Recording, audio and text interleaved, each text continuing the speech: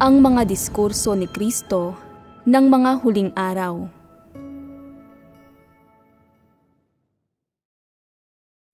Ang pagpapalaganap sa Ebanghelyo ang tungkuling dapat tuparin ng lahat ng mananampalataya.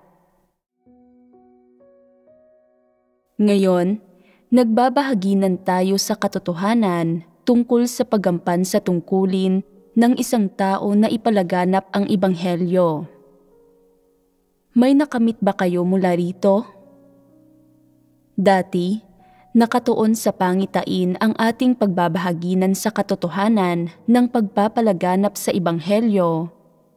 Ibig sabihin, hayagan tayong nagbahaginan tungkol sa katotohanang may kaugnayan sa pangitain at hindi natin tinalakay ang maraming detalyadong mga issue gaya ng ginagawa natin ngayon.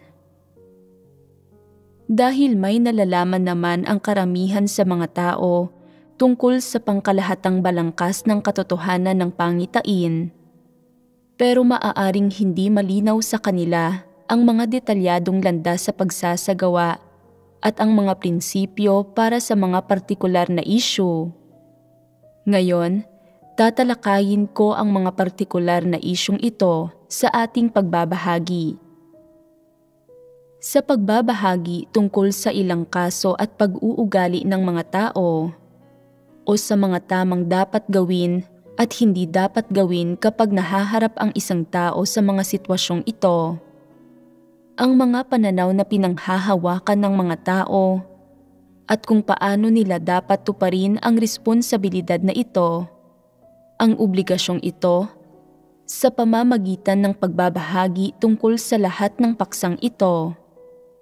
Palagay mo ba ay nagiging mas konkreto at mas madaling isakatuparan ang katotohanan ng pagpapalaganap ng Ebanghelyo sa totoong buhay? Naniniwala ako na pagkatapos mapakinggan ang aspektong ito ng katotohanan, lalong magliliwanag ang inyong mga puso.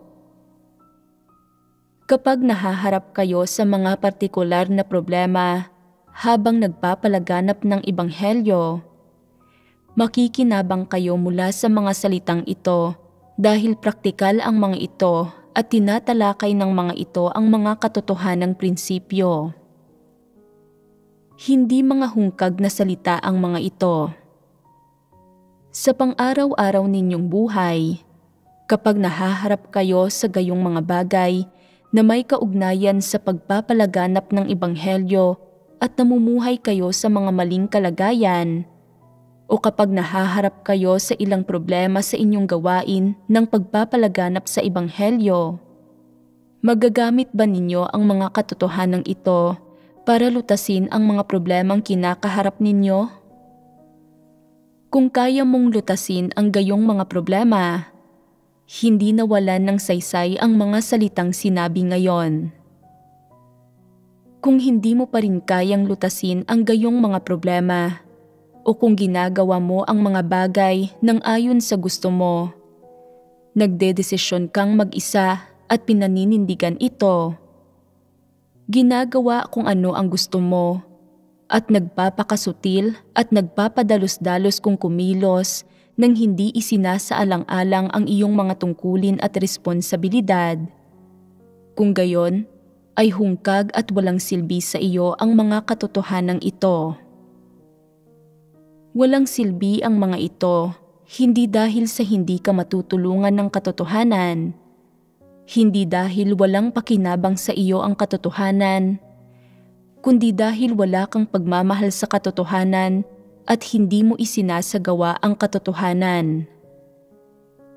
Nakikita mo ang tungkulin ng pagpapalaganap sa Ebanghelyo bilang isang libangan o pampalipas oras lang. Kung haharapin ninyo ang tungkulin ng pagpapalaganap ng Ebanghelyo ng may ganitong pananaw, ano ang mangyayari? Magagawa ba ninyong gampanan ang inyong tungkulin ng maayos? Kung tila malabong pag-usapan ang tungkol sa paggampan ng inyong tungkulin sa maayos na paraan, hayaan ninyong itanong ko muna ito sa inyo. Kung haharapin ninyo ang tungkulin ng pagpapalaganap sa Ebanghelyo ng may ganitong pananaw, maisa sa katuparan ba ninyo ang layunin ng Diyos? Dapat maging malinaw ito sa puso ninyong lahat. Kapag hinarap mo ang tungkuling ito ng may ganitong uri ng pananaw at saloobin, hindi magiging panatag ang puso mo.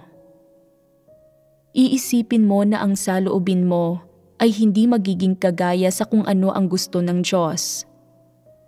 Kung kikilos ka ng ganito, kahit makapagpabalik loob ka pa ng ilang tao at kahit mukhang gumagawa ka pa ng mabubuting gawa, ang mga layunin at motibo mo sa pagganap ng iyong tungkulin ay salungat sa mga katotohanang prinsipyo. Kagaya ka lang ng mga relihiyosong tao na nagpapalaganap ng Ebanghelyo para makatanggap ng mga pagpapala at makipagkasunduan sa Diyos. Mali ang gayong layunin at motibasyon. Kapag isinasaalang-alang kung paano ginagampanan ng mga tao ang kanilang mga tungkulin, hinahatulan ng Diyos ang kanilang mga layunin at motibo. Pinagmamasdan ng Diyos ang mga saloobin at kaisipan ng mga tao sa kanilang pagharap sa kanilang mga tungkulin. Batay rito, nililinis ng Diyos ang mga tao mula sa katiwalian at inililigtas sila para makawala sila mula sa kasalanan. Sa makatwid, kahit paano mo pa ipalaganap ang Ebanghelyo, dapat mong tanggapin ang pagsisiyasat ng Diyos. Kahit anong uri ka pa ng tao, kahit ano pa ang kakayahan mo, kahit anong klase pa ng tungkulin ang ginampanan mo, at kahit ano pa ang dati mong tungkulin bago ka napabilang sa hanay ng mga nagpapalaganap ng Ebanghelyo, dapat mong sundin ang mga katotohanang prinsipyo sa pagpapalaganap ng Ebanghelyo. Dapat mong tingnan ang pagpapalaganap ng Ebanghelyo bilang tungkulin at responsibilidad mo at pasanin ito sa iyong mga balikat. Ang ilang leader at manggagawa na hindi makagawa ng praktikal na gawain o makalutas ng mga praktikal na problema ay pinapalitan at inaatasang ipalaganap ang Ebanghelyo bilang miyembro ng pangkat ng Ebanghelyo. Maaaring sabihin nila sa lahat ng taong nakikilala nila, "Dati akong leader. Ipinadala ako sa pangkat ng Ebanghelyo para ipalaganap ang Ebanghelyo dahil hindi ko pinagbutihan ang aking trabaho. Siguro hinahayaan ako ng Diyos na magpalaganap ng Ebanghelyo para patibayin muna ako, para sangkapan ako ng katotohanan at sanayin ako." Ibig sabihin niyon, hindi ko kailangang magpakahirap masyado sa pagpapalaganap ng Ebanghelyo. Kahit anong gawin ko ay ayos lang.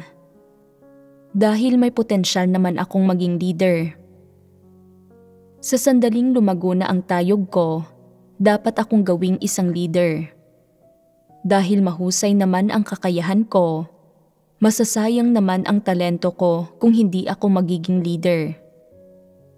Kulang ngayon sa mga leader at manggagawa ang iglesia.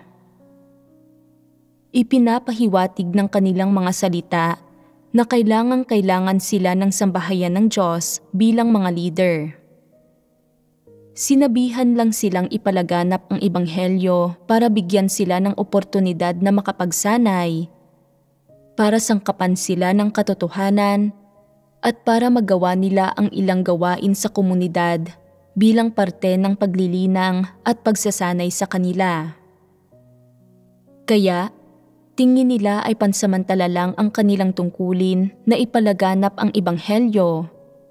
Ginagawa lang nila ito para pagandahin ang kanilang mga resume, para magsaya at mapalawak ang kanilang mga oportunidad. Iniisip nila na kung magbubunga sila ng mga resulta sa pagpapalaganap ng Ebanghelyo, kung mauunawaan nila ang katotohanan, at makagagawa sila ng ilang gawain, Matataas sila ng ranggo para maglingkod bilang leader o manggagawa. Kung magkakaroon sila ng ganitong kaisipan patungkol sa paggampan nila ng kanilang tungkulin na ipalaganap ang ebanghelyo, makakamit ba nila ang tunay na pagsisisi? Hindi sila nagnilay-nilay sa kanilang sarili at hindi nila nakilala ang kanilang sarili. Wala silang kabatiran sa sarili. Nasa panganib ba ang mga taong ito? Hindi tama ang pagkaunawa nila sa pagpapalaganap ng ebanghelyo. Masyadong mataas ang tingin nila sa kanilang sarili. Hindi talaga nila kilala ang kanilang sarili. Wala silang kamalay-malay sa kung ano talaga ang mga nangyayari. Sa katunayan, nangyari ito dahil hindi sila mga taong naghahangad sa katotohanan at wala silang anumang kakayahang makaarok. Kung titingnan, mahusay silang magsalita. Gustong-gusto nilang nag-aasikaso ng mga bagay-bagay at mukhang may kakayahan naman sila. Pero kapag nagsisilbi sila bilang mga leader at manggagawa, hindi sapat ang kanilang karakter at kakayahan. Hindi sila makatugon sa mga pamantayan at batayan para maging mga leader at manggagawa, kaya natitiwalag sila. Hindi nila alam ang sarili nilang maliit na sukat. Sa halip, hindi na sila nahiyang ipagyabang at ipangalandakan ang kanilang sarili. Bagamat hindi ito kailanman sasabihin ng ilang tao, sa sarili nilang palagay, naniniwala sila na tanging ang mga taong walang ibang kayang gawin ang inilalagay sa pagpapalaganap ng ebanghelyo. Sa kanilang puso, hinahati nila ang lahat ng tungkulin sa sambahayan ng Diyos bilang mataas, panggitna at mababa. Itinuturing nilang pinakamababa sa lahat ng tungkulin sa sambahayan ng Diyos ang tungkulin ng pagpapalaganap sa ebanghelyo. Sino mang gumagawa ng pagkakamali o hindi gumagampan ng kanilang tungkulin ng maayos ay ipinapadala para ipalaganap ang ebanghelyo. Ganito ang pagkakaintindi ng mga taong ito sa tungkuling ito.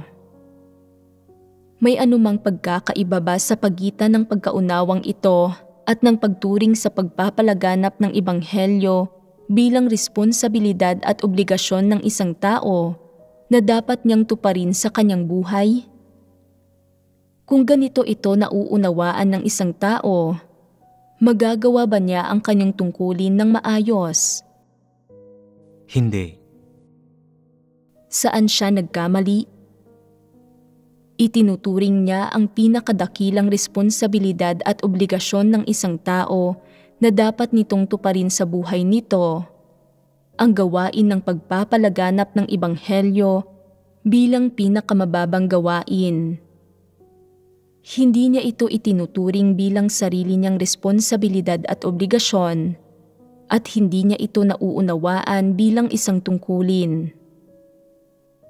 Kahit gaano pa ibahagi ng sambahayan ng Diyos ang tungkol sa pangangailangang gampanan ng isang tao ang kanyang tungkulin ng matapat, at na ang pagpapalaganap ng ebanghelyo ay isa sa mga tungkuling ito, hindi niya kinikilala na ganito ang kaso.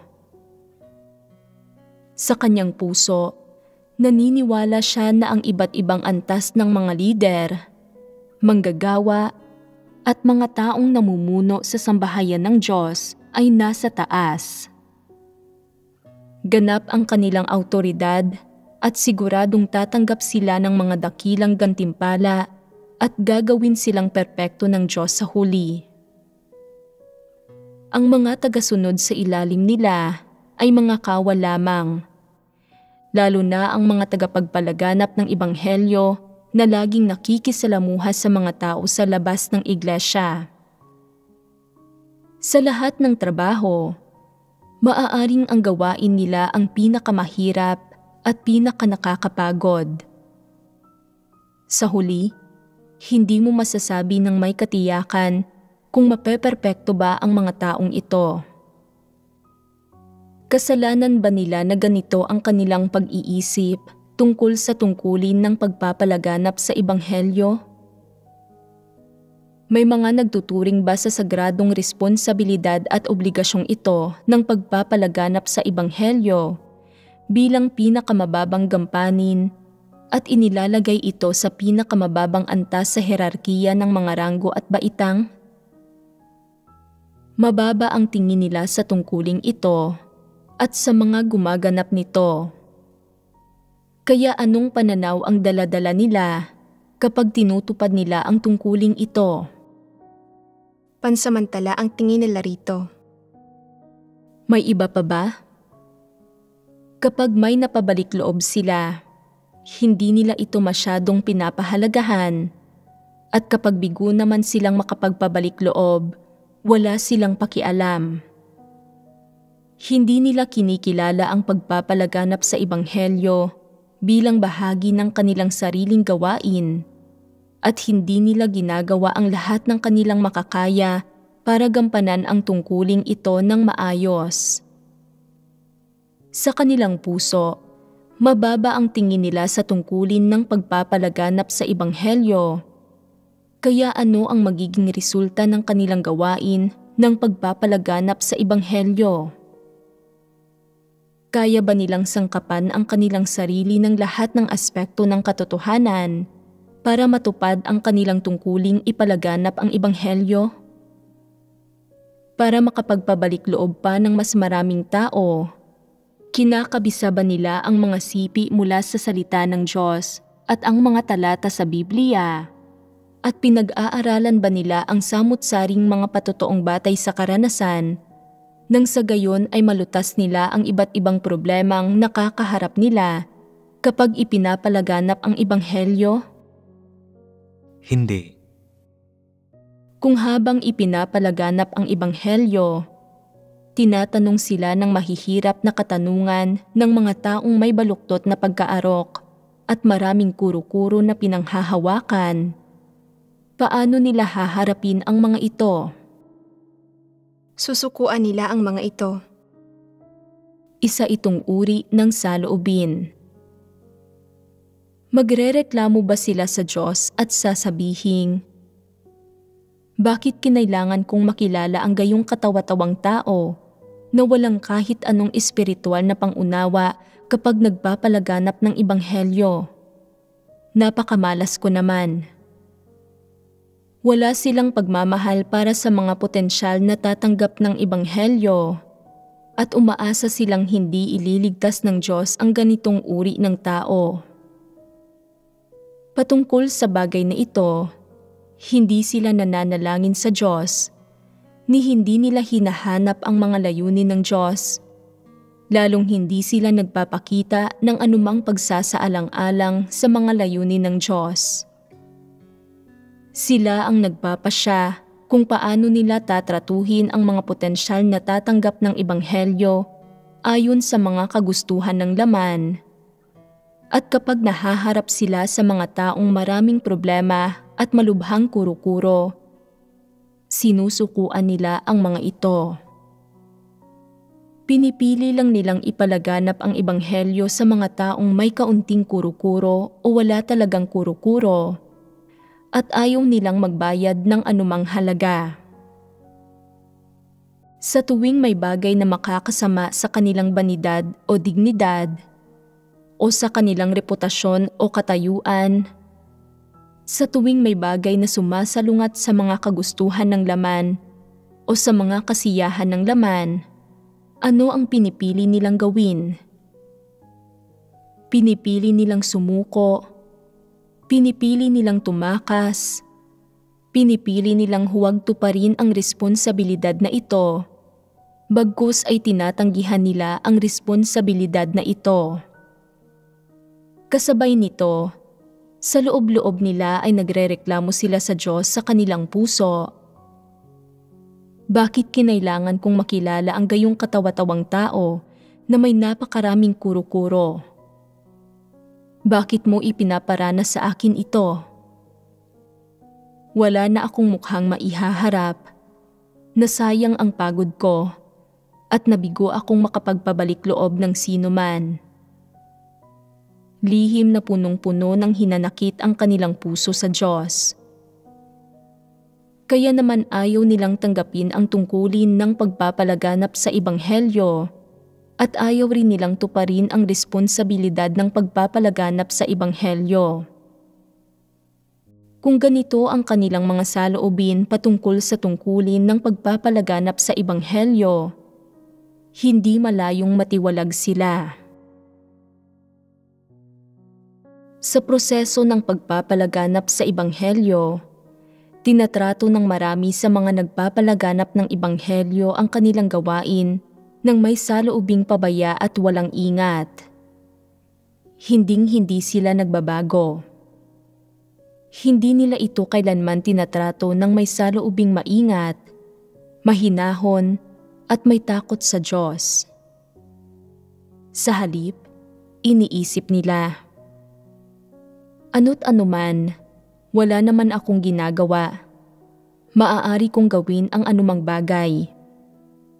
Mukhang masaya sa pangkat ng Ebanghelyo, kaya sasali ako sa kanila. Pagkatapos, sumasama sila at ipinapalaganap nila ang Ebanghelyo. Ang totoo, napakalimitado ng naiaambag nila sa prosesong ito. Nagpapalipas sila ng oras at naglalakbay ng kaunti, pero hindi sila nagbabayad ng anumang totoong halaga. Lagi nilang ipinapangaral ang Ebanghelyo ayon sa mga kagustuhan ng kanilang laman at ayon sa sarili nilang mga kuro-kuro at imahinasyon.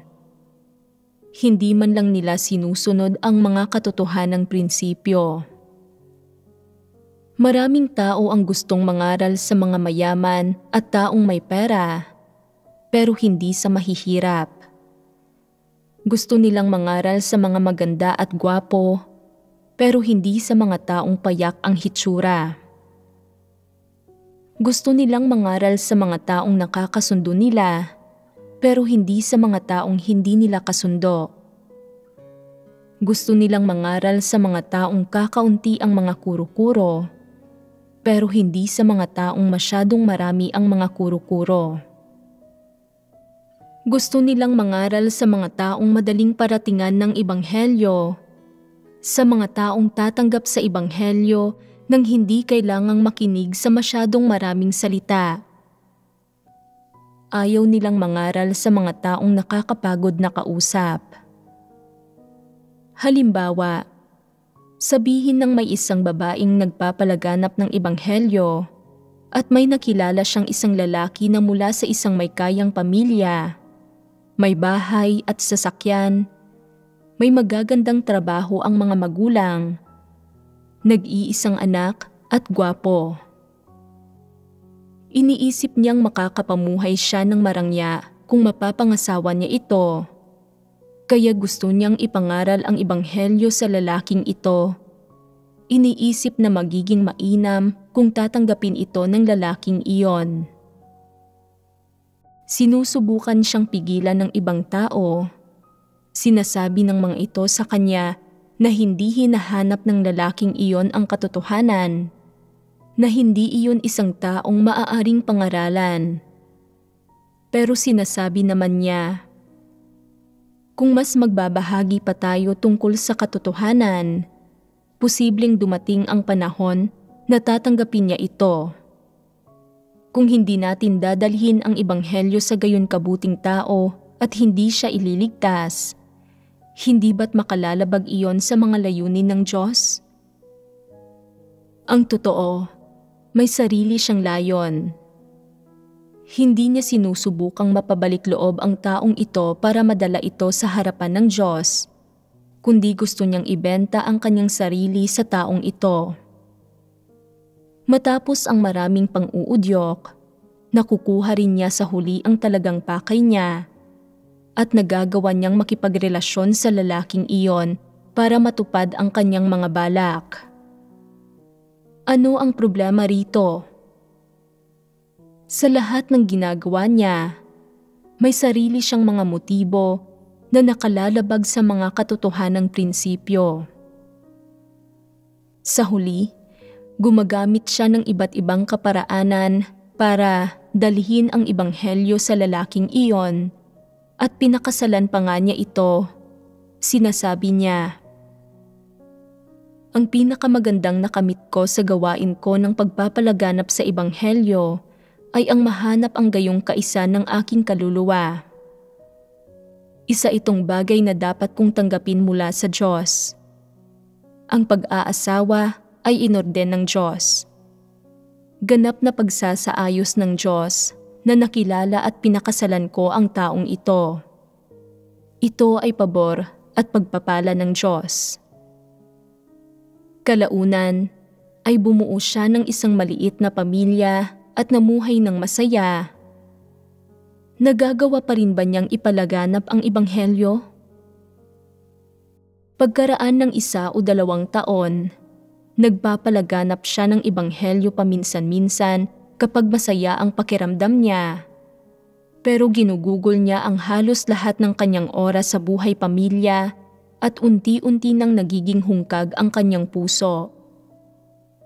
Sa huli, napagtatanto niya na pawang mga kaldero at kawali, pagkain, pag-inom, paglalaro at kumusyon lang ang mayroon sa buhay may pamilya. Pakiramdam niya ay walang kabuluhan ang lahat ng ito. Sa pagbabalik tanaw, nagbubulay-bulay siya at naisip niya, ang pananalig sa Diyos, makabuluhan pa rin iyon. Hayaan ninyo akong bumalik at manalig ulit at patuloy na ipalaganap ang ebanghelyo. Sa huli, ikinukwento na niya ang kanyang mga karanasan na parang kahanga-hanga ang mga ito. Sinasabi niya, ang tao ay nilikha ng Diyos, kaya hindi niya maaaring iwan ang Diyos. Kung wala ang Diyos, hindi mabubuhay ang tao. Katulad lang ng kung paanong mamamatay ang isang isda kung walang tubig. Kung iiwan ng tao ang Diyos, tiyak na hindi siya magkakaroon ng daan pasulong sa kanyang buhay. Ito ang dahilan kaya ako bumalik. Ito ay dahil tinawag ako ng Diyos. Wala talagang kahihiyan. Matapos bumalik, iginigiit niya na gagampanan niya ang kanyang tungkulin na sinasabing, walang kabuluhan kung hindi ko gagawin ang aking tungkulin. Kailangan gawin ng lahat ang kanilang tungkulin. Ang mga salita ng mga taong hindi nagsasagawa sa katotohanan at walang pagmamahal sa katotohanan ay nakakasuklam sa mga taong nakakarinig ng mga ito. Sinasabi mong hindi mo kayang iwan ang Diyos. Bakit hindi mo kaya tanungin ang Diyos kung gusto ka ba niya? Nakahanap ka ng mapapangasawa sa proseso ng paggampan sa iyong tungkulin at pagkatapos ay binitiwan mo ang iyong tungkulin at umalis ka.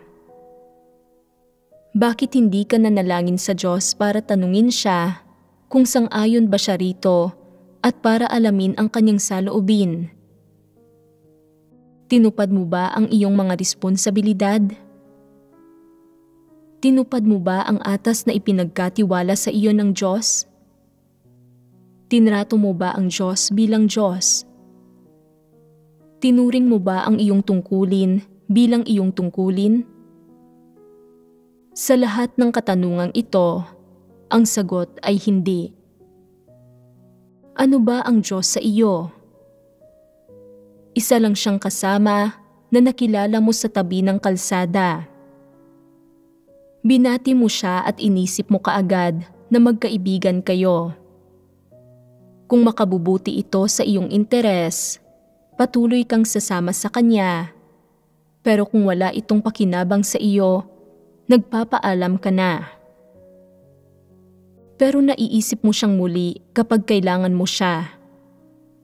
Ganito ang klase ng relasyon na mayroon ka. Kung itinuturing mo ang Diyos bilang isang kasama na dati mong kakilala, ano ang iisipin ng Diyos sa iyo? Paano ka tatratuhin ng Diyos? Nalulungkot ka, walang kabuluhan ang mga araw mo, kaya kailangan mo ang Diyos. Bumabalik ka at gusto mong tuparin ang iyong tungkulin. Basta ka nalang ba bibigyan ng Diyos ng tungkulin? Hindi. Bakit hindi? Hindi ka karapat-dapat dito.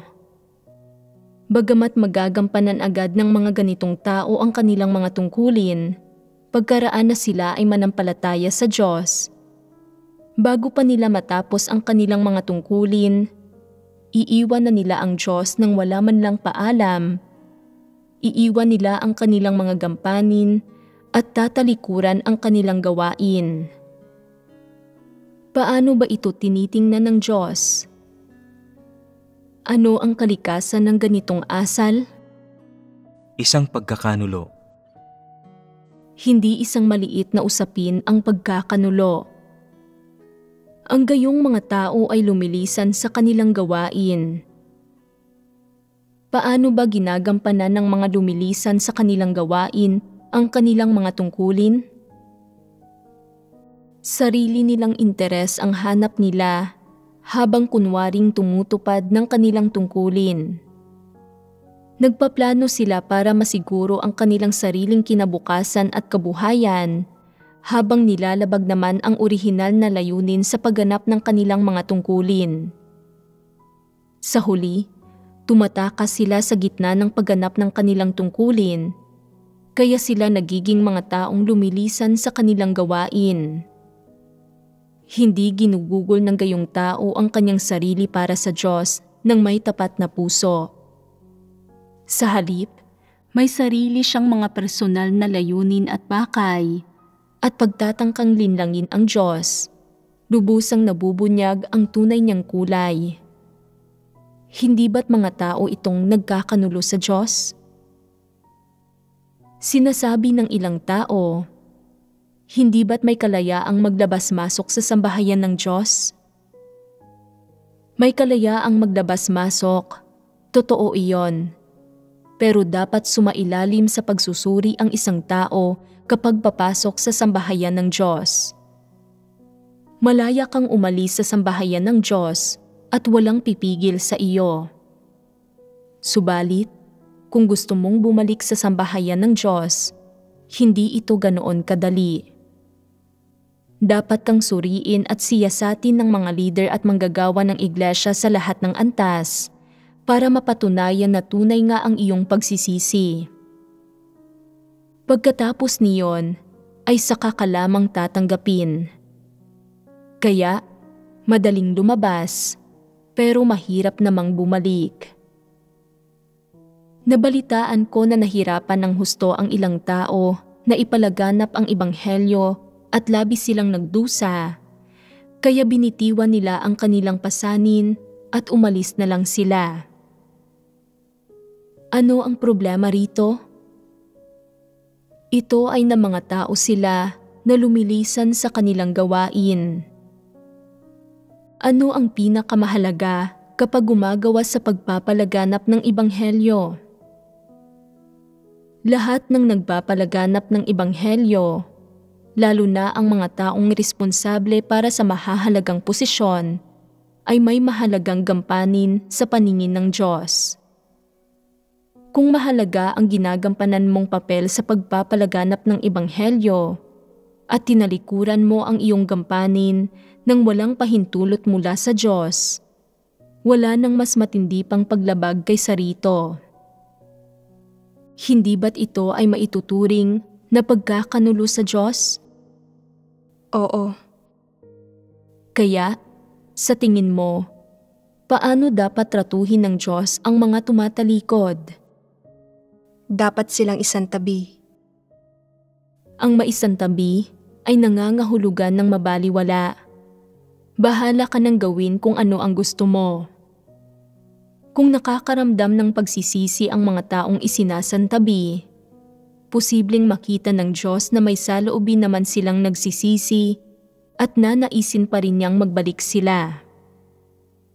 Pero para naman sa mga tumatalikod sa kanilang tungkulin at sa mga taong ito lamang, walang ganitong saloobin ang Diyos. Paano tinatrato ng Diyos ang gayong mga tao? Hindi sila inililigtas ng Diyos. Itinataboy sila ng Diyos. Tama iyan.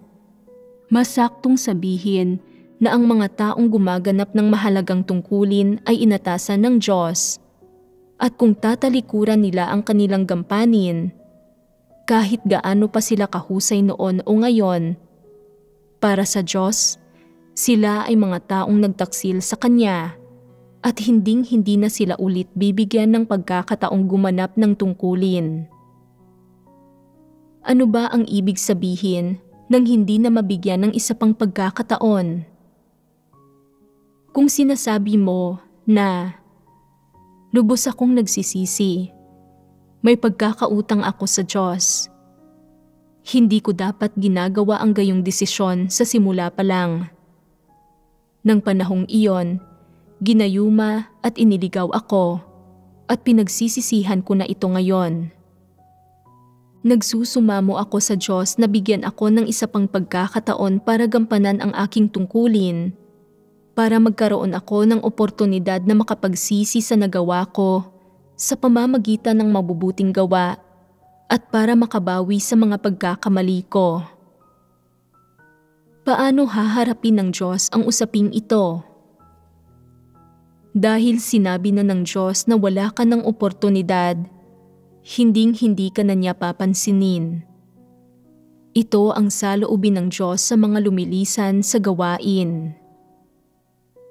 Kapag kinakaharap ang mga taong nakakagawa ng mga karaniwang pagsalangsang, maaaring sabihin ng Diyos na ito ay panandaliang pagsalangsang o na dahil ito sa masamang kapaligiran, maliit na tayog, kawalan ng pagkaunawa sa katotohanan o iba pang gayong kadahilanan. Sa ganitong kaso, maaaring bigyan sila ng Diyos ng oportunidad na makapagsisi. Gayunpaman, sa mga lumilisan lamang sa gawain, hindi nagbibigay ang Diyos ng pangalawang pagkakataon. Sinasabi ng ilang tao, ano ang ibig sabihin na hindi nagbibigay ang Diyos ng pangalawang pagkakataon? Kung gusto nilang gampanan ang kanilang tungkulin, hindi ba ito papayagan ng Diyos? Maaari mong gampanan ang iyong tungkulin, maaari mong ipalaganap ang ebanghelyo, maaari ka ring makinig sa mga sermon at umanib sa iglesia. Hindi aalisin ng iglesia ang iyong pangalan mula sa talaan nito. Pero para sa Diyos, kahit gaano mo pagampanan ang iyong tungkulin at gaano ka pa magsisi, hindi ka kailangan ni sinasang-ayunan ng Diyos kahit na nagtatrabaho ka para sa Kanya. Ito ang saloobin ng Diyos. Posibleng bigong maunawaan ng ilang tao ang usaping ito at sasabihin nila, bakit naman napakalupit at higpit ng Diyos kapag humaharap sa ganitong uri ng tao? Hindi na kailangan pang maunawaan ng tao ang bagay na ito. Disposisyon ito ng Diyos. Ito ang saloobin ng Diyos. Maaari mong isipin kung ano ang gusto mo. May kapangyarihan ang Diyos na magdesisyon. May kapangyarihan siyang kumilos sa ganitong paraan at harapin ng ganito ang naturang bagay. Ano ang magagawa ng sinumang tao? Makapagpoprotesta ba ang mga tao? Sino ang may sabi sa iyo na huwag sumunod sa tamang landas noong una pa lang, na ipagkanulo mo ang Diyos at maging isa kang taong lumisan sa gawain? Hindi magagawa ng isang tao lang ang gawain ng pagpapalaganap sa Ebanghelyo. Nangangailangan ito ng maraming tao. Kung hindi mo magagampanan ang iyong tungkulin, pipili ang Diyos ng ibang tao na kaya ito. Kung hindi ka makikipagtulungan at hindi mo gagampanan ang iyong tungkulin, pinatutunayan nito na bulag ka. Pinatutunayan nito na magulo ang isip mo at hangal ka. Hindi mo alam na isa itong pagpapala, kaya hindi mo matatamo ang pagpapalang ito. Umalis ka na lang. Kung aalis ka, pero babalik pagkaraan ng ilang panahon, gugustuhin ka pa rin kaya ng Diyos? Hindi. Wala nang pakialam ang Diyos. Ito lamang ang saloobin ng Diyos sa mga lumilisan sa gawain. May mga taong nagsabi, pagkatapos kong bumalik at gampanan ang aking tungkulin, binigyan ako ng kaliwanagan ng banal na espiritu. Noong una mong ginampanan ang iyong tungkulin, umalis ka ng walang paalam at hindi ka hinadlangan ng banal na espiritu. Ngayong nagbalik ka, mabibigyan ka pa rin ba ng kaliwanagan ng banal na espiritu? Huwag kang masyadong magpadala sa iyong mga sentimiento. Hindi gagawa ang Diyos ng anumang bagay na labag sa kanyang mga hangarin, at may mga prinsipyo siya kapag hinaharap niya ang lahat ng tao. Ano ang babala rito para sa mga tao? Dapat kang magpunyagi sa iyong tungkulin, magpakatatag, at tuparin ang iyong mga responsibilidad. Masyado bang sukdulan ang saloobin ng Diyos sa gayong mga lumilisan sa gawain? Hindi. Bakit mo naman nasabing hindi? Paano mo nauunawa ang hindi ito masyadong sukdulan? Kahit ano pa ang tungkuling ginagampanan ng isang tao, sa kasalukuyang panahon, may kaugnayan ba ang bawat tungkuling ginawa ng bawat tao sa bagay na iyon na inorden ng Diyos? Magkaugnay na magkaugnay ang mga ito. Kung titingnan ito sa ganitong paraan, kung nagagawa mong gampanan ang iyong tungkulin, nangangahulugan bang marami ng ginawa ang Diyos? Itinadhana ka na ng Diyos mula pa nang likhain ang mundo. Itinadhana na niya ang taon at kapanahunan kung kailan ka ipapanganak, ang uri ng pamilya kung saan ka isisilang, ang impluensya ng pamilya mo sa iyo, ang tungkuling iaatas sa iyo ng Diyos na gampanan mo, at ang mga bagay-bagay na itinulot na matutuhan mo ng mas maaga. Halimbawa, kung may natutunan kang isang banyagang wika, taglay mo na ngayon ang kakayahang ito, ang talentong ito na makakatulong para matagumpay mong magampanan ang iyong tungkulin. Maraming ginawang paghahanda ang Diyos. Ano ang layo ng Diyos sa paggawa ng gayong mga paghahanda? Para ba mamukod-tangi ka mula sa karamihan? Para ba mahangad mo ang mundo at mapagsilbihan si Satanas? Siyempre hindi. Gusto ng Diyos na ihandog mo sa sambahayan ng Diyos, sa pagpapalaganap ng Ebanghelyo, at sa plano ng pamamahala ng Diyos ang mga bagay na ibinigay sa iyo ng Diyos. Subalit, kung hindi mo maihahandog ang mga bagay na ibinigay sa iyo ng Diyos, sa halip ay pinagsisilbihan mo si Satanas, ano ang mararamdaman ng Diyos? Paano ito haharapin ng Diyos? Paano ba ito dapat harapin ng Diyos nang ayon sa kanyang disposisyon? Sisipain ka ng Diyos palayo sa Kanya. Ayaw niya sa iyo. Kinakalimutan mo ang kanyang kagandahang loob at sinisira ang kanyang tiwala. Hindi ka kumikilala o bumabalik sa lumikha sa iyo. Hindi mo iniaalay sa Diyos ang mga bagay na ibinigay ng Diyos sa iyo. Sa halip ay iniaalay mo ito kay Satanas. Isa itong matinding pagkakanulo at ayaw ng Diyos sa gayong traidor. Sa gawain ng pagliligtas ng Diyos sa sangkatauhan, ang kakayahang taglay ng bawat tao ang dahilan kaya nagagampanan nila ang tungkuling nararapat nilang gawin. Bukod dito, ang karanasan at kaalamang natatamo nila pagkatapos manampalataya sa Diyos, pati na ang mga katotohanang nauunawaan nila ay dapat gamiting lahat para gampanan ang kanilang tungkulin. Sa ganitong paraan lamang maibibigay ng mga tao ang kanilang munting pagsisikap para sa gawain ng pagpapalaganap sa ebanghelyo ng kaharian. Ano ba ang munting pagsisikap na ito? Ito ang tungkuling dapat gampanan ng isang tao. Pinapayagan ka ng Diyos na maunawaan ang katotohanan at magtaglay ng katalinuhan at karunungan para matupad mo ng maayos ang iyong tungkulin. Ito ang halaga at kahulugan ng buhay mo.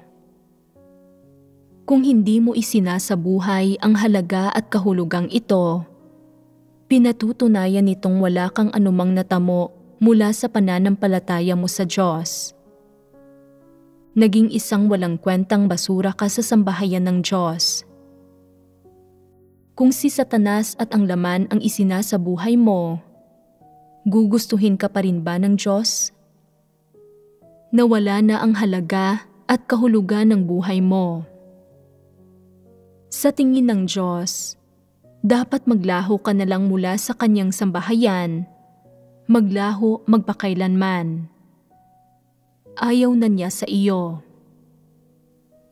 Bukod dito, sa panahon ng pagpapalawak ng gawain ng pamamahala ng Diyos, lahat ng sumusunod sa Diyos ay gumaganap ng kani-kanilang tungkulin at napagdaanan na nilang lahat ng ilang beses ang panunupil at malupit na pang-uusig ng malaking pulang dragon. Ang landas ng pagsunod sa Diyos ay malubak at hindi patag, at lubhang mahirap ito. Naranasan na mismo ito ng sinumang mahigit 2 o 3 taon nang sumusunod sa Diyos. Ang tungkuling ginagampanan ng bawat tao, pamalagian man itong tungkulin o pansamantala lang, ay mula sa kataas-taasang kapangyarihan at mga pagsasaayos ng Diyos. Maaaring maaresto ng madalas ang mga tao at maaaring maabala at masira ang gawain ng iglesia at maaaring magkaroon ng kakulangan sa mga taong gumaganap ng mga tungkulin, lalo na sa mga may mahuhusay na kakayahan at propesyonal na kasanayan na kabilang sa minorya. Pero dahil sa pangunguna ng Diyos, dahil sa kanyang kapangyarihan at awtoridad, nakabangon na ang sambahayan ng Diyos mula sa panahon ng pinakamatinding kagipitan at nasa tamang landas na ang lahat ng gawain nito. Para sa tao, tila imposible ito, pero walang bagay na mahirap matupad para sa Diyos. Ang 30 taon mula nang magpakita ang Diyos at magsimulang gumawa hanggang sa kasalukuyan ay nabatbat ng mga unos at iba't ibang uri ng kapighatian. Kung hindi dahil sa pangunguna ng Diyos at sa kanyang mga salitang nagbibigay ng pananalig at lakas sa mga tao, walang makararating sa kinaroroonan nila ngayon. Personal itong naranasan ng lahat ng hinirang ng Diyos. Walang kahit isang gawain ng Diyos ang tumatakbo ng walang problema. Lahat ito ay nagsisimula sa wala at pinaghihirapan ng husto at puno ng ligalig. Bakit ganito? Ito ay dahil nahaharap tayo hindi lamang sa walang humpay na panunupil at pang-uusig ng rehemen ng malaking pulang dragon, kundi pati sa diskriminasyon, paninirang puri, at pagkondina ng buong komunidad ng mga relihiyon at ng tiwaling sangkatauhan, kahit tinatalikuran at hinahadlangan tayo ng buong kapanahunang ito. Ang lahat ng gawain ng pamamahala ng Diyos ay inilulunsad at pinatatakbo sa isang kapaligiran at sa ilalim ng mga kondisyong puno ng masasamang kalakaran ni Satanas at kung saan nasa kapangyarihan si Satanas. Hindi talaga ito madali. Napakahirap nito. Kaya, nagbibigay ginhawa sa Diyos ang bawat tao na maaaring gumanap ng tungkulin, at ang pagganap nila ng tungkulin ay isang pambihira at napakahalagang bagay. Ang kasigasigan, katapatan, at pagugol na maiaalay ng bawat tao, pati na ang kanilang saloobin ng katapatan at responsibilidad sa kanilang tungkulin, pagpapasakop sa atas ng Diyos at paggalang sa Diyos ay pinapahalagahan niya at itinuturing niyang lubhang mahalaga ang mga bagay na ito. Sa kabilang banda, pinakanamumuhi ang Diyos sa mga taong tumatalikod sa kanilang mga tungkulin o itinuturing na biro ang mga ito at sa iba't ibang ugali, kilos at pagpapamalas ng kataksilan laban sa Diyos. Dahil sa gitna ng iba't ibang mga konteksto, tao, pangyayari, at bagay na isinaayos ng Diyos, hinahadlangan, pinipinsala, inaantala, ginugulo, o naaapektuhan ng mga taong ito ang pag-usad ng gawain ng Diyos. At dahil dito, ano ang nararamdaman at nagiging reaksyon ng Diyos sa mga tumatalikod at sa mga taong nagtataksil sa Diyos? Anong saloobin mayroon ang Diyos? Pawang pagkamuhi at pagkapuot. Nakakaramdam ba siya ng awa? Hindi. Hinding-hindi siya makakaramdam ng awa. Sinasabi ng ilang tao, hindi ba't ang Diyos ay pagmamahal? Bakit hindi minamahal ng Diyos ang gayong mga tao? Hindi karapat-dapat na mahalin ang mga taong ito. Kung mahal mo sila, kahangalan ang iyong pagmamahal, at dahil lang sa mahal mo sila, hindi ibig sabihin nito na mahal na sila ng Diyos. Maaaring pinahahalagahan mo sila, pero hindi sila pinahahalagahan ng Diyos dahil walang dapat pahalagahan sa gayong mga tao. Kaya naman, talagang inaabandona ng Diyos ang gayong mga tao at hindi na sila binibigyan ng pangalawa pang pagkakataon. Makatwiran ba ito? Bukod sa ito ay makatwiran, higit pa ito sa lahat ng aspekto ng disposisyon ng Diyos at katotohanan din ito. Sa proseso ng pagpapalaganap sa Ebanghelyo, hindi tinatanggap ng ilang tao ang kahit anong bahagi ng katotohanan. Lagi silang kumikilos ng arbitraryo at padalos-dalos ayon sa sarili nilang kalooban. Sila ay mga balakid at hadlang sa gawain ng pagpapalaganap sa Ebanghelyo. Isang negatibong papel ang ginagampanan nila sa panggugulo, panggagambala at pamemerwisyo sa gawain ng Ebanghelyo na nakakahadlang sa paglawak nito. Kaya, pawang pagkamuhi at pagkapuot ang saloobin ng Diyos sa mga taong ito. Dapat silang matiwalag. Ganito nabubunyag ang matuwid na disposisyon ng Diyos. Sinasabi ng ilang tao, hindi ba't medyo kalabisan naman na harapin ng ganito ang gayong mga tao? Walang pagmamalabis dito. Kapag nahaharap sa gayong mga dyablo, pagkamuhi at pagkapuot lang ang maaaring maramdaman ng Diyos. Hindi nagbabalat kayo ang Diyos. Matuwid ang disposisyon ng Diyos at malinaw na makikita ang disposisyon ng Diyos. Ano ang dalawang pinakamahalagang aspekto ng matuwid na disposisyon ng Diyos? Masaganang awa at malalim na pagkapuot. Ano ang kahalagahan nito rito? Sino ang nagtitiis ng malalim na pagkapuot ng Diyos? Bumabagsak ito sa mga lumalaban sa Diyos, tumatanggi sa katotohanan, at sumusunod kay Satanas. Ayaw ng Diyos sa mga determinadong sumunod kay Satanas, at ayaw rin niya sa mga taksil at nang iiwan. Sinasabi ng ilang tao, sa sandali ng kahinaan, pinili kong hindi gawin ang aking tungkulin. Ngunit hindi ko talaga ninais na iwanan ang Diyos o bumalik sa mundo at kampo ni Satanas. Ikaw man ay mahina o ninais mo mang bumalik sa mundo, maaaring ang Diyos ay magpakita ng awa at pagpapaubaya sa pagharap sa iyong kahinaan, depende sa sitwasyon. Ang Diyos ay sagana sa awa. Ang mga tao ay namumuhay sa kanilang mga tiwaling disposisyon at sa ilang pagkakataon, hindi maiwasang makaramdam sila ng panghihina, pagiging negatibo o katamaran. Sinisiyasat ng Diyos ang lahat at ibinawasto sila batay sa sitwasyon. Kung hindi ka nang iiwan, hindi ka niya ituturing bilang gayon.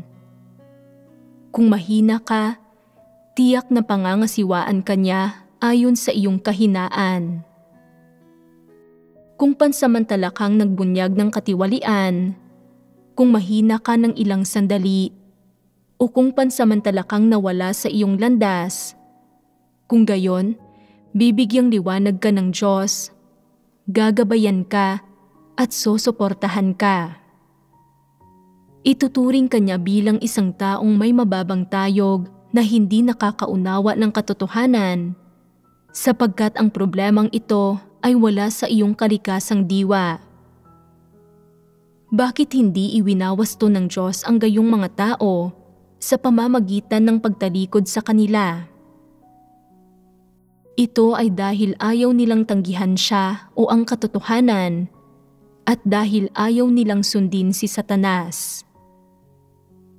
Nagpapakita lamang sila ng pansamantalang sandali ng kahinaan at hindi nila magawang umusad, kaya binibigyan sila ng Diyos ng isa pang pagkakataon. Paano dapat asikasuhin ang mga taong ito kung gayon na nakararanas ng panandaliang kahinaan at hindi makagampan sa kanilang mga tungkulin, ngunit bumabalik paglaon upang gawin ang mga ito? Dapat silang tanggapin. Ang kasong ito ay iba ang kalikasan sa kaso ng mga tumatalikod, kaya hindi mo maaaring ilapat ang parehong panuntunan o gamitin ang parehong paraan sa pangangasiwa sa kanila. Ang ilang tao ay hindi nagdurusa sa kahinaan. Sa totoo lang, sila ay mga nang iiwan. Kung ibabalik mo sila, tatalikod silang muli kapag naharap sila sa katulad na sitwasyon. Ang isang tulad nito ay hindi isang nang iiwan ng pansamantala. Ang gayong tao ay palagi nang magiging nang iiwan. Iyon ang dahilan kung bakit pinalalayas ng Diyos ang mga taong tulad nito at hindi na sila ibinabalik. Hinding-hindi ito malabis. At dahil hindi naman sila kailanman ibinalik, ibig sabihin nito ay maaaring magligtas ang Diyos ng iba, pero hindi niya ililigtas ang mga taong iyon. Kapag nakita ng Diyos na kulang ng isang tao ang pangkat ng mga maliligtas, maaaring kumuha siya ng iba. Pero ang ganitong uri ng tao ay inaayawan. Habang buhay siyang ibubukod at aayawan. May isa pang kategorya ng mga tao na madalas nanggugulo at naninira sa gawain ng ebanghelyo habang nagpapalaganap ng ebanghelyo.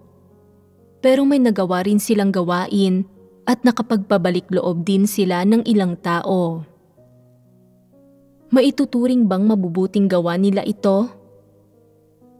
Pansamantala, isantabi muna natin ang tanong kung nakagawa ba sila ng mabubuting gawa.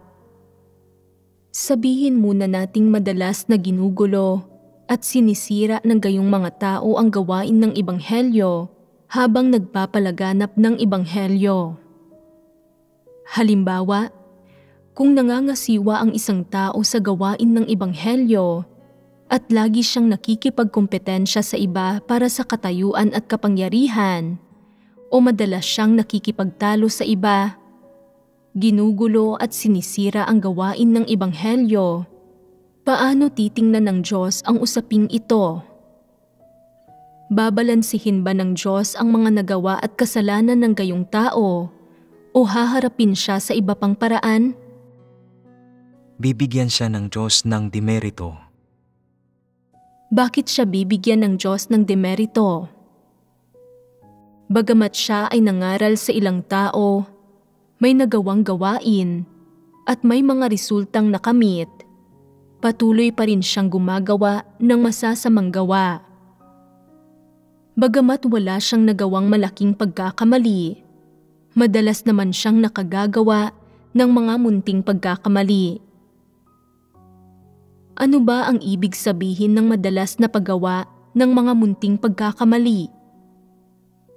Nangangahulugan ito ng hindi pagsasagawa sa katotohanan, pakikipaglaban para sa kasikatan, pakinabang at katayuan, pagsasalita ng walang kahit katiting na kabanalan, hindi paghahanap kailanman sa mga katotohanang prinsipyo, madalas na pagkilos ng arbitraryo at ng walang pagpipigil, hindi kailanman gumagawa ng anumang pagbabago at pagiging katulad ng mga walang pananampalataya na may nakapipinsalang impluwensya sa buhay ng iglesia at ng mga hinirang ng Diyos at nagdudulot ng pagkatisod ng ilang bagong mananampalataya. Hindi ba masasamang gawa ang mga ito? Kung nakagawa ang mga tao ng gayong masasamang gawa, kahit nagpakahirap pa silang gampanan ang kanilang mga tungkulin, natupad ba talaga nila ang kanilang mga responsibilidad? Tunay bang nagampanan nila ng maayos ang kanilang mga tungkulin? Paano tinitingnan ng Diyos ang mga taong ito? Bagamat may nagawa naman silang ilang gawain, mapangahas na gumagawa pa rin sila ng kasamaan. Kaya nagagampanan ba nila ang kanilang mga tungkulin? Hindi. Kung gayon, bakit kayang-kaya nilang gumawa ng kasamaan nang may ganoong kapangahasan? Sa isang banda, dahil ito sa kanilang mga tiwaling disposisyon. Sa kabilang banda, niyayakap ng mga taong ito ang mentalidad ng pagbabakasakali. Iniisip nila, marami akong nagawang mabuti sa pagpapalaganap ng Ebanghelyo. Sa iglesyang ito o sa iglesyang iyon, daan-daang tao ang nandoon dahil dinala ko ang Ebanghelyo sa kanila. Kung maliligtas ang mga taong ito, mangangahulugan iyon ng malaking merito para sa akin. Kaya paanong hindi ako maaalala ng Diyos? Kapag isinasaalang-alang ng Diyos ang mga taong ito, hindi niya ako makokondina. Hindi ba masyadong mataas ang tingin nila sa kanilang sarili? Mayroon ba silang may takot sa Diyos na puso? Mga tao ba silang ginugugol ang kanilang sarili para sa Diyos ng may tapat na puso? Tulad ni Pablo, naghahangad sila ng mga gantimpala at korona. Walang puwang ang Diyos sa kanilang puso. Hindi nila nauunawaan ang disposisyon ng Diyos at ang lakas ng loob nilang makipagkasunduan sa Diyos. Pinatutunayan nito na wala silang taglay na katotohanang realidad. May isang taong nagpalaganap ng Ebanghelyo sa loob ng ilang taon at may ilang karanasan tungkol dito. Nagdusa siya sa maraming paghihirap habang ipinapalaganap ang Ebanghelyo at nakulong at nasintensyahan pa nga ng maraming taon sa loob ng bilangguan. Matapos makalaya, ipinagpatuloy niya ang pagpapalaganap ng ebanghelyo at nakumbinsi ang ilang daang tao at ang ilan sa mga ito ay naging mahahalagang talento. Nahirang pa nga ang ilan bilang mga leader o manggagawa. Bunga nito, naniwala ang taong ito na karapat-dapat siyang tumanggap ng malalaking parangal at ginamit niya itong kapital na kanyang ipinagyayabang saan man siya magpunta. Nagpapakitang gilas at nagpapatotoo sa kanyang sarili. Nabilanggo ako sa loob ng 8 taon at nanindigan ako sa aking patotoo. Maraming tao ang nakumbinsi ko habang ipinapalaganap ang ebanghelyo at ang ilan sa kanila ay mga leader at manggagawa na ngayon. Sa sambahayan ng Diyos, karapat-dapat ako sa papuri, may naiambag ako. Saan man siya nagpapalaganap ng ebanghelyo, siguradong nagmamayabang siya sa mga lokal na lider o manggagawa. Sinasabi rin niyang, "Dapat kayong makinig sa sinasabi ko. Kahit nga ang mga nakatataas ninyong lider ay dapat na magalang kapag nakikipag-usap sila sa akin. Tuturuan ko ng leksyon ang sino mang hindi gagawa niyon." Mapang-api ang taong ito, hindi ba? Kung ang taong kagaya nito ay hindi nagpalaganap ng ebanghelyo at hindi nakumbinsi ang mga taong iyon, mangangahas ba siyang maging napakahambog? Magiging napakahambog nga siya. Ang pagiging napakahambog niya ay nagpapatunay na likas iyon sa kanya. Ito ang kanyang kalikasang diwa.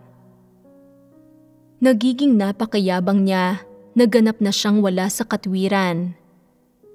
Matapos magpalaganap ng ebanghelyo at makakumbinsi ng ilang tao, tumitindi ang mapagmataas niyang kalikasan at lalo pa siyang nagiging hambog. Ipinagmamayabang ng gayong mga tao ang tungkol sa kanilang puhunan saan man sila magpunta. Sinusubukang angkinin ang karangalan saan man sila magpunta at ginigipit pa ang mga leader sa iba't ibang antas.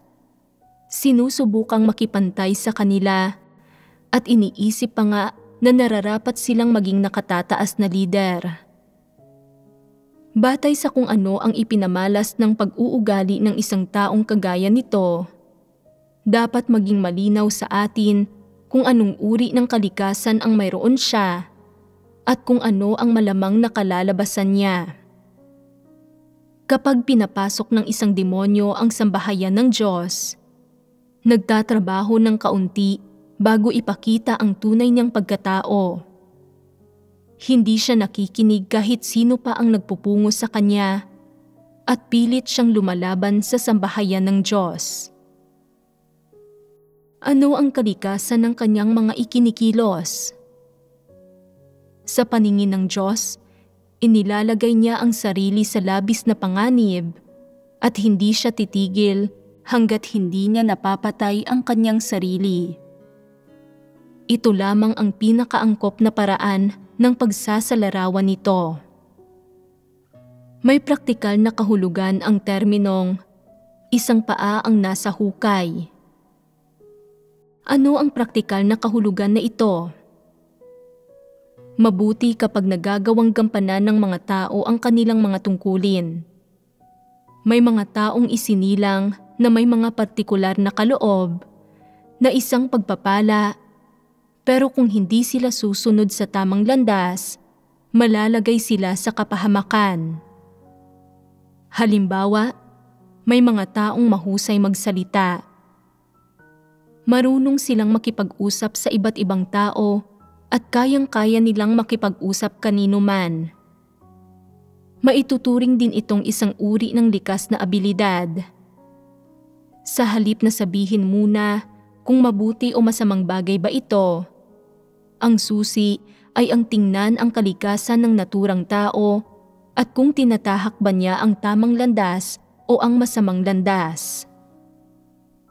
Sa panahon ng gawain ng pagpapalaganap ng Diyos ng Ebanghelyo, inialay mo ang iyong mga talento, nag-isip ka ng husto at nakahikayat ng maraming tao. Walang masama rito. Nagsikap ka para sa gawain ng Ebanghelyo na karapat-dapat sa paggunita ng Diyos. Kung gagawin mo ang tungkuling ito ng mabuti, nang hindi masyadong nagpapapansin, rerespetuhin ka ng mga kapatid kapag nakita nila ang ginawa mo, at ang mga taong may hindi nauunawaan ay hahanapin ka at hihingan ka ng payo. Kung mayroon kang pagkatao at hinahangad mo ang katotohanan, magugustuhan ka ng mga tao at pagpapalain ka ng Diyos. Ngunit, maaaring mangyari na hindi mo tahakin ang tamang landas. Maaaring ituring mong puhunan ang munting kaloob na ito na mula sa Diyos at ipagmayabang mo pa kung saan-saan ang tungkol sa pagkakabilanggo mo. Ang totoo, hindi isang dakilang bagay ang mabilanggo. Sa bansa ng malaking pulang dragon, marami ng tao ang naaresto at nabilanggo dahil sa pagpapalaganap ng Ebanghelyo o sa paggawa ng gawain ng iglesia. Hindi ito dapat ituring bilang puhunan, kundi isang uri ng pagdurusa na marapat tiisin ng mga tao. Kung may patotoong maibibigay ang mga tao matapos ang kanilang pagdurusa, maaari nilang patotohanan ang mga gawa ng Diyos, patotohanan kung paano sila umasa sa Diyos para mapagtagumpayan si Satanas habang sila ay inuusig, kung anong uri ng pagdurusa ang tiniis nila at kung ano ang natamo nila mula rito. Ito ang tamang paraan. Subalit sadyang hindi nila tinatahak ang tamang landas na ito, bagkus ay ipinagmamayabang nila ang kanilang sarili kung saan-saan. Nabilanggo ako sa loob ng napakaraming taon at nagdusa ako ng husto, kaya dapat ganito ninyo ako tratuhin. Kung hindi ninyo ako tatratuhin ng ganoon, kayo ay bulag, mangmang at walang puso. Hindi ba't nabibigo silang tahakin ang tamang landas? Noong una, isang mabuting bagay ang pagkakabilanggo at pagdurusa nila nang hindi nagkakanulo at nang naninindigan sa kanilang patotoo matapos na masintensyahan. Karapat-dapat ito sa paggunita ng Diyos. Subalit sadyang hindi nila ginawa ang dapat nilang gawin. Saan man sila magpunta, ipinagyabang nila ang kanilang mga nagawa para makuha ang respeto at simpatiya ng mga tao. Sukdulan pa ngang humiling sila ng ilang material na bagay. Paghahangad ito ng gantimpala para sa kanilang mga nagawa. Ano ang nakatagong kahulugan sa paghahangad ng mga gantimpala mula sa mga taong kagaya nito? Maaari nilang hilinging gantimpalaan sila ng mga tao, kaya maaari ba silang humingi ng mga gantimpala mula sa Diyos? Pinupuntahan nila ang mga tao at nanghihingi sila ng sapat na gantimpala. Humihingi sila ng katayuan, ng kasikatan at pakinabang, ng katanyagan at ng mga kalayawan ng laman, at pagkatapos ay humihingi sila ng mga gantimpala mula sa Diyos. Hindi ba't katulad ito ni Pablo? Higit pa rito, marami silang napabalik loob na mga tao sa pamamagitan ng pagganap ng tungkuling ito. Para sa Diyos, kung kaya nilang patuloy na gawin ang kanilang mga tungkulin sa pundasyon ng pagkaunawa sa katotohanan at patuloy nilang magagampanan ng maayos ang responsibilidad na ito, patuloy na ipagkakatiwala sa kanila ng Diyos ang pagpapalaganap ng Ebanghelyo. Subalit pinili nilang huwag gawin ito at inisip na may sapat na silang nagawa at kwalipikasyon na maaari na nilang ipagyabang ang mga ito sa lahat ng tao. Sa makatwid, hindi na talaga sila nagtatrabaho, pero hinihiling nila na gantimpalaan sila. Saan man sila magpunta, nagyayabang sila, ipinangangalandakan ang kanilang puhunan, ikinukumpara ang kanilang mga merito, at nagpapakitang gilas na daan-daan o libo-libong tao na ang nahatiran nila ng ebanghelyo. Sa bagay na ito, hindi sila nagbibigay ng kaluwalhatian sa Diyos at hindi sila kailanman nagpapatotoo sa pagkamakapangyarihan sa lahat ng Diyos at sa karunungan niya. Hindi ba't paglalagay ito ng isang paa sa hukay? Sumasampalataya sila sa Diyos pero hindi sila lumalakad sa tamang landas. Kaya, ano ang saloobin nila sa pakikinig sa mga sermon at pagbabahagi? Iniisip nila, hindi ko kailangang makinig, nabilanggo na ako, hindi ako naging isang Judas, may patotoo akong maibibigay. Bukod doon, mas marami akong napabalik loob na mga tao kaysa sa iba. Nagbayad ako ng pinakamalaking halaga. Tiniis ko ang bawat hirap, sumuot ako sa mga damuhan, at natulog sa mga kuweba. Walang anumang pagdurusa ang hindi ko kayang tiisin, at walang lugar ang hindi ko pa napuntahan. Sino sa inyo ang makapapantay sa akin? Kaya, hindi ko kailangang ganap na unawain ang mga sermong pinapakinggan ko. Hindi ba't pagsasanay lang naman ang pakikinig sa mga sermon? Nagawa ko na itong lahat, isinabuhay ko na ito. Ni wala ngang masyadong kamangha-mangha tungkol sa pagkakatawang tao ng Diyos. Anong uri ng tao ang nagsasalita ng mga salitang katulad nito? Si Pablo ito na nabuhay na magmuli.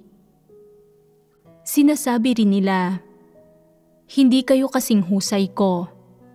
Dahil kung mahusay nga kayo, hindi na ninyo kakailanganin pang makinig sa napakaraming sermon at hindi na ninyo kakailanganing magsulat, kumopya at magkabisang mabuti ng mga salita ng Diyos araw-araw.